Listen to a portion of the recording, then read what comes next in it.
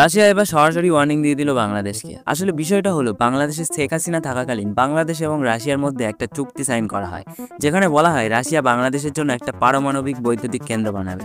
আমরা সবাই জানি বাংলাদেশ তার নিজের দেশের ইলেকট্রিসিটির চাহিদা পূরণ করার জন্য অন্য সব দেশ থেকে ইলেকট্রিসিটি পারচেস করে থাকে।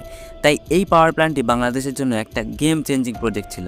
কিন্তু বাংলাদেশের কারেন্ট গভর্নমেন্ট এখন রাশিয়ার উপর আরোপ লাগাচ্ছে যে এই পাওয়ার প্ল্যান্ট প্রজেক্টে নাকি হেভি কারাপশন হয়েছে। যদিও রাশিয়া বাংলাদেশের অল টুগেদার অ্যালিগেশনকে পুরোপুরি রিজেক্ট করে দিয়েছে আর বলেছে রাশিয়া নিজের ইন্টারেস্টকে ডিফেন্ড করার জন্য পুরোপুরি রেডি আছে। এটা সত্যিই অনেক বড় একটা নিউজ। আপনি একবার ভেবে দেখুন জাস্ট, বাংলাদেশে কেন এখনও ইলেকশন হচ্ছে না? 2025-এ পুরো বাংলাদেশে রাজ করবে ইউনুস। আর এই সময়কালীনে ইউএস চায় বাংলাদেশ থেকে সেই সব কান্ট্রির ইনফ্লুয়েন্স সরিয়ে দিতে যেসব কান্ট্রিকে ইউএস পছন্দ করে না। এগেইন আমি বলতে চাই, এই পাওয়ার প্ল্যান্টটি আগামী বছর তৈরি হয়ে যেত এবং পুরো বাংলাদেশের বিদ্যুতের সমস্যার সমাধান হয়ে যেত।